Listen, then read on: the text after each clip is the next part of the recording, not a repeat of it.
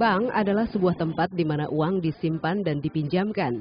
Menurut Undang-Undang Negara Republik Indonesia Nomor 10 Tahun 1998 dan tanggal 10 November 1998 tentang perbankan, arti bank sendiri adalah badan usaha yang menghimpun dana dari masyarakat atau calon nasabah dalam bentuk simpanan, kemudian menyalurkannya kepada masyarakat dalam bentuk kredit atau bentuk-bentuk lain untuk meningkatkan taraf hidup rakyat banyak. Sementara itu, Pasal 4 Undang-Undang Nomor 10 Tahun 1998 menjelaskan bahwa perbankan Indonesia bertujuan menunjang pelaksanaan pembangunan nasional dalam rangka meningkatkan pemerataan, pertumbuhan ekonomi, dan stabilitas nasional.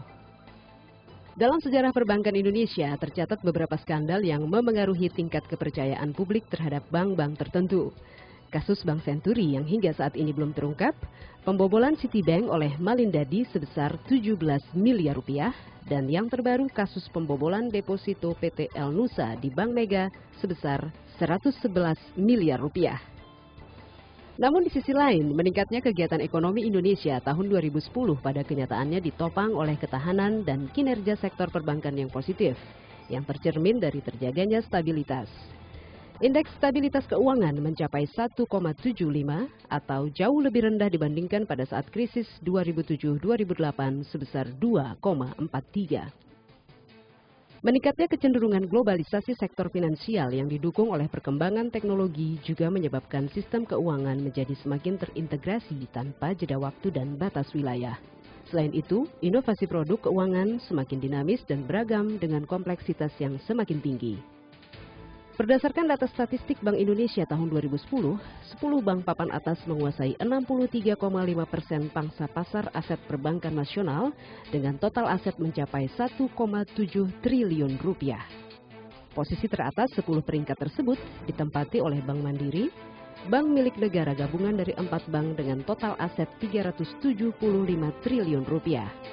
Bank Rakyat Indonesia menempati posisi kedua dengan total aset 318 triliun rupiah. CIMB Niaga yang dulu berada di posisi ke-6 sekarang berada di posisi ke-5 dengan total aset 106,7 triliun rupiah. Bagaimanakah rapor bank di Indonesia tahun 2011 ini?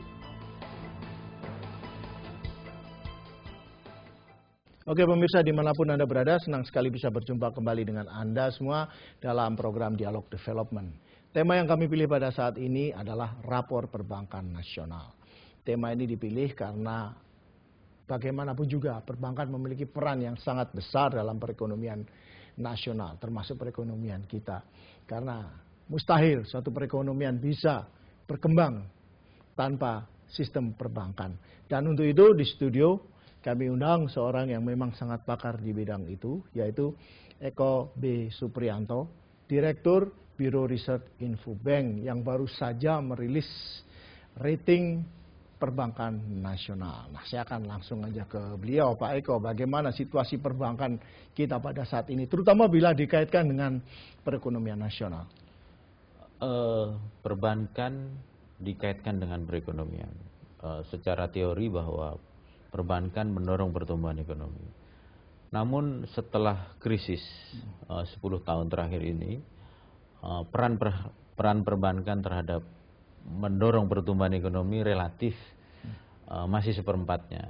Jadi ibaratnya kalau PDB kita itu sekitar 6.420 triliun, peran daripada perbankan ataupun kredit perbankan baru 25%-nya. Artinya apa? Bahwa kredit perbankan ini baru mendorong pertumbuhan ekonomi baru seperempatnya, kira-kira demikian.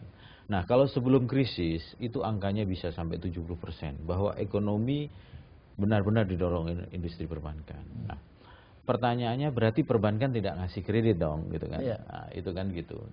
Namun tidak, kalau kita lihat statistik perbankan kita itu ada sekitar 1.500 triliun penambahan kredit baru yang dilakukan oleh perbankan selama 10 tahun terakhir ini.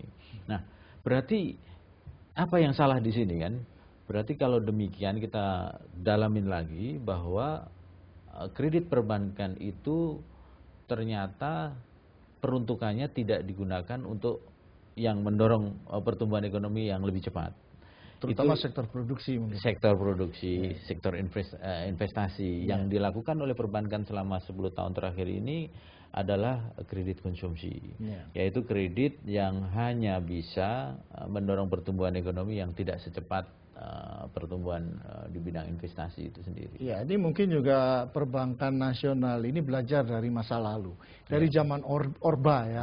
Mereka jor-joran memberikan kredit, terutama kredit ke dalam bentuk corporate, dan hasilnya adalah meningkatnya kredit macet, dan pada akhirnya ketika kita dilanda krisis ekonomi Asia Timur yang sebenarnya jauh lebih ringan dibandingkan krisis ekonomi global. Berapa tahun yang lalu ekonomi kita hancur, berantakan pada saat itu gitu.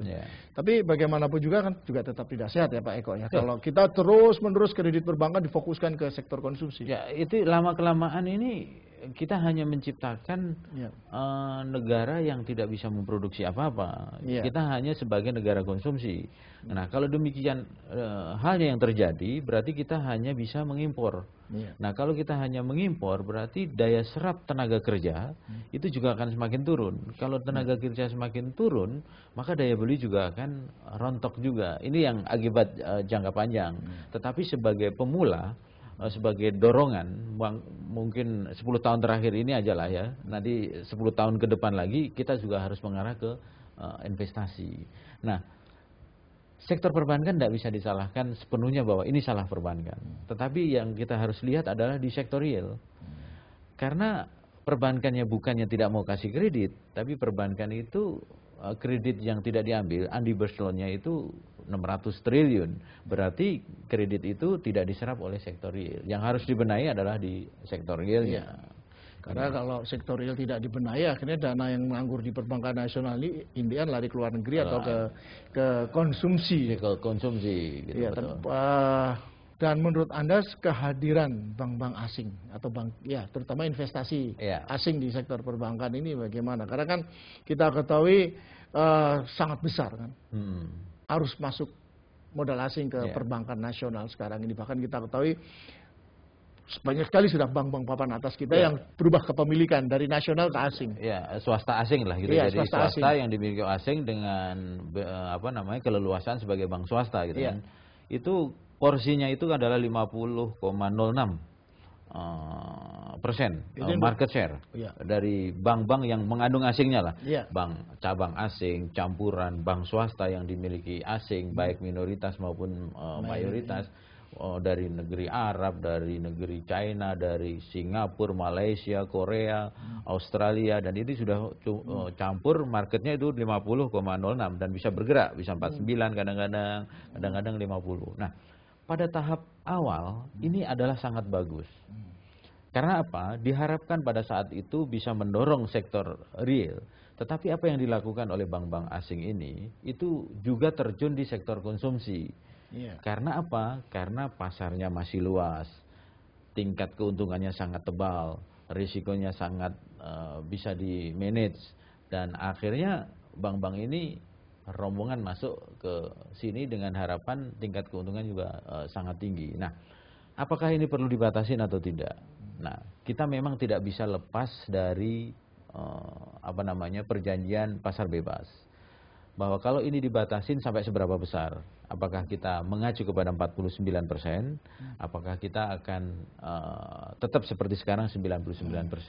Investor asing tidak salah, karena peraturannya sudah 99% gitu kan. Nah, ini yang mesti dilakukan. Cuma yang saya ingin tekankan di sini, di dalam menghadapi pasar bebas ini, kalau toh kepemilikan asing ini dibatasin, itu tidak serta-merta. Maksudnya serta-merta itu begini, besok bahwa itu harus 49 harus dilepas, tidak bisa. Jadi kasih tenggang 5 atau 10 tahun. Pada 10 tahun yang akan datang, bahwa kepemilikan itu harus dilepas lewat mekanisme pasar modal untuk pemerataan kepemilikan. Itu satu. Tetapi inti dari semua ini, saya ingin menekankan kembali bahwa kita harus memperkuat industri perbankan di dalam negeri. Misalnya bank-bank BUMN ini dikuatin. Caranya gimana? Ya pemerintah jangan banyak dong ngambil dividennya. Artinya keuntungannya dimasukin sebagai modal untuk menggerakkan kekuatan itu. Juga BPD juga demikian.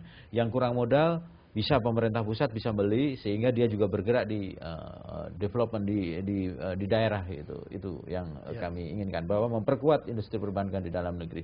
Karena kalau kita mau buka cabang di Singapura, apa yang kita cari? Kita mau buka ke China, apa yang kita bisa cari? Ya kan? Sementara orang masuk ke sini dengan pasar yang begitu besar. Ada 105 juta yang belum punya rekening di Indonesia. Ini kan big market itu. Jelas, itu sudah menarik sekali apa yang Anda ungkapkan. Dan pemirsa, Anda jangan kemana-mana, karena setelah pesan-pesan berikut kami akan segera kembali.